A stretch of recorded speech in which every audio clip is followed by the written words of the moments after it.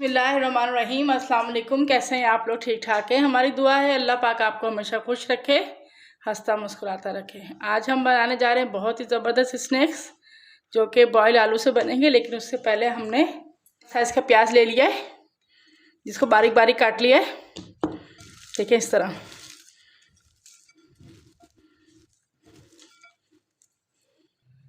ये हमारे पास लहसुन के ऊपर वाला हिस्सा है। जब लहसुन को लगाते हैं तो जो ऊपर से उसकी हरी हरी पोंकलें निकलती हैं, कोंपलें सॉरी, ये वो हैं। अगर आपके पास ये नहीं हो तो वैसे तो शहर वगैरह में मिलना मुश्किल है, लेकिन आप नया लहसुन भी ले सकते हैं। अदरवाइज़ आप लहसुन की 3 कलियाँ कद्दू, तकरीबन 1 इंच अदरक है जिसको हमने कूट लिया है, ये डाल दीजिए। ये हमारे पास 6 से 7 कड़ी पत्ते हैं, इनको हमने अच्छी तरह धो लिया है। इसको भी इसी में काट दीजिए बारीक बारीक, इसको काट दीजिए। इसमें हमने ये बारीक बारीक कड़ी पत्ता डाल दिया है। कड़ी पत्ते का टेस्ट बहुत ज़बरदस्त आता है। एक हमारे पास हरी मिर्च है, ये ज़रा बड़े साइज़ की थी इसलिए इसको हमने बारीक बारीक काट लिया है। 1 चम्मच धनिया।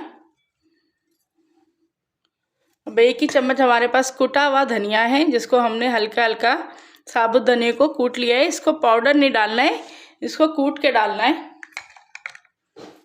ये अजवाइन का हमारे पास 1 चम्मच है, इसको हाथ में लेकर तो इस तरह मसल के डाल दीजिए। 1 चम्मच हमारे पास काली मिर्च है, 1 चम्मच कुटी हुई मिर्च, आधा चम्मच जीरे का है, 1 पिंच के करीब 2 पिंच के करीब हल्दी। हल्दी से कलर का बहुत अच्छा आता है इसलिए डालेंगे। आधा चम्मच नमक का है, क्योंकि नमक अभी हमारा और भी यूज़ होगा, इसलिए बस इसमें हम आधा चम्मच नमक का डालेंगे।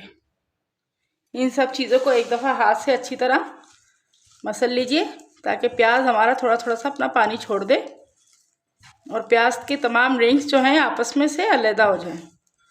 इनको अच्छी तरह मसल के तकरीबन इतना मसलना है कि प्याज और मसाले तमाम मिक्स हो जाएं। पहले हमारे पास बेसन है, जिसको हम इसमें हाफ डालेंगे और हाफ बेसन अभी हम रख देंगे। स्नैक्स का क्रिस्प बढ़ाने के लिए इसमें हमने चावल का आटा डाला है। 3 चम्मच हम चावल का आटा डालेंगे। अगर आपके पास चावल का आटा ना हो तो आप इसमें कॉर्नफ्लोर भी डाल सकते हैं, या इसमें 3 चम्मच सूजी के भी डाल सकते हैं आप। ये हमारे पास अवेलेबल था इसलिए हमने 3 चम्मच आटा डाल दिया है। इसको अच्छे से मिक्स कर लीजिए। जी, तो ये प्याज और बेसन को हमने मिक्स कर दिया है। इसमें हम थोड़ा सा पानी डालेंगे, इसमें ये हमारा थिक सा एक पेस्ट बन जाए। उसमें से भी डाल देंगे इसमें।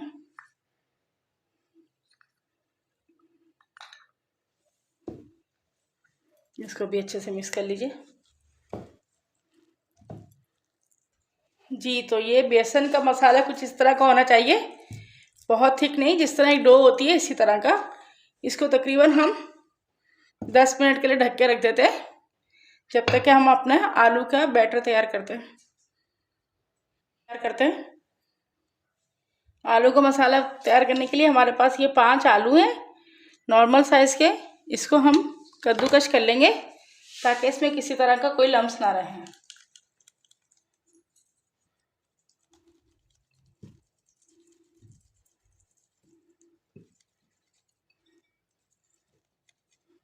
जी, तो आलू हमने कद्दूकश कर लिए। अब हमारे पास 2 चम्मच शिमला मिर्च के हैं, हमने बिल्कुल बारीक बारीक काट लिया है। 2 चम्मच शिमला मिर्च। 2 चम्मच हमारे पास गाजर है, जिसको हमने बिल्कुल बारीक काट लिया है। चाहे तो आप कद्दूकश भी कर सकते हैं, चाहे तो बारीक काट भी सकते हैं आप। धनिया डाल दिए। आधा चम्मच हमने चिल्ली फ्लेक्स का, या अपने टेस्ट के हिसाब से डाल लीजिए। 1 चम्मच हमारे पास आमचूर पाउडर है। अगर आमचूर पाउडर ना हो तो आप चाट मसाला भी यूज़ कर सकते हैं। आधा चम्मच नमक और आधा ही चम्मच हमारे पास गरम मसाला है।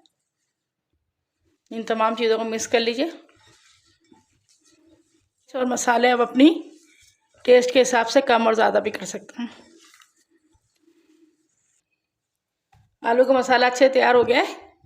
हाथ को ग्रीस कर लीजिए या गीला कर लीजिए और इसके हम छोटे छोटे से इस तरह के कटलेट्स बना लेंगे। ये देखें,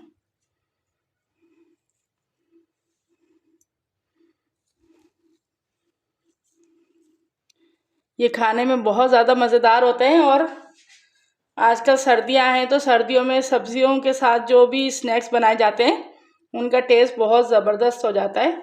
इसी तरह हम ये तमाम सब्जियों के बना लेंगे। जी, तो ये कटलेट्स हमने तैयार कर लिए और इसके साथ ही जो हमने बेसन रेस्ट पर रखा हुआ था वो भी ले लेंगे। इसको देख लेते हैं, सब तैयार हो चुका है। अब हमने बेसन को लेना है और हाथ पे फैला लेना है इस तरह करके। बेसन की लेयर ज़्यादा मोटी ना हो, बस इतना रखना है कि इसमें हमारा ये कटलेट्स अच्छी तरह, जैसे हम ब्रेड रोल के लिए बनाते हैं, ये इसी तरह बनाने हैं। लेकिन ये बिल्कुल डिफरेंट है ब्रेड रोल से। और जहाँ से आपको लगे कि नहीं बनाए वहीं से आप थोड़ा सा बेसन और लगा लीजिए इस तरह करके।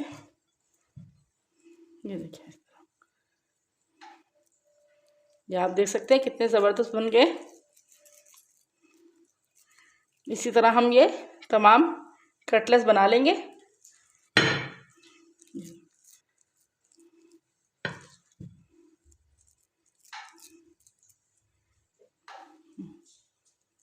इस तरह बना लीजिए।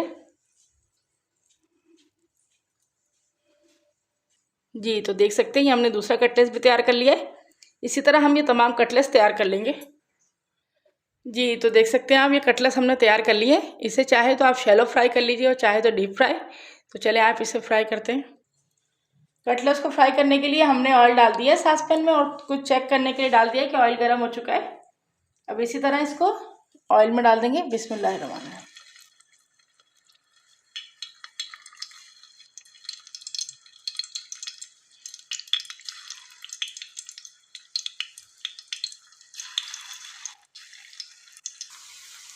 तो ये देखते हैं फ्राई हो चुके हैं एक तरफ से। अच्छे से माशाल्लाह पलट लीजिए एक दफ़ा।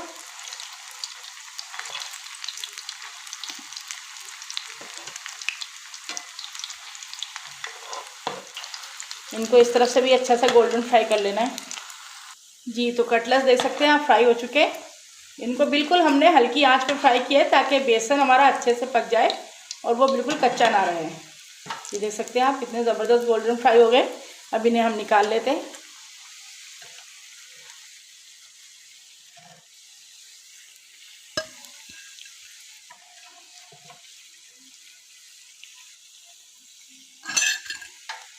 इसी तरह हम अपने तमाम कटलेट्स फ्राई कर लेंगे। जी, तो देख सकते हैं हमारे कटलेट्स तैयार हो चुके हैं और बहुत ही क्रिस्पी माशाल्लाह से, बहुत मज़ेदार और इतने ऑयली भी नहीं है। आप ये बनाइए और हमें बताइए कि आपको हमारी रेसिपी कैसी लगी। अगर हमारी रेसिपी पसंद आए तो प्लीज़ इसे लाइक कीजिए, अपने दोस्तों में शेयर कीजिए और हमारे चैनल को सब्सक्राइब कीजिए ताकि हमारी हर नई आने वाली वीडियो का नोटिफिकेशन आप तक पहुंच सके। अपनी दुआ में याद रखिए। अल्लाह हाफिज़।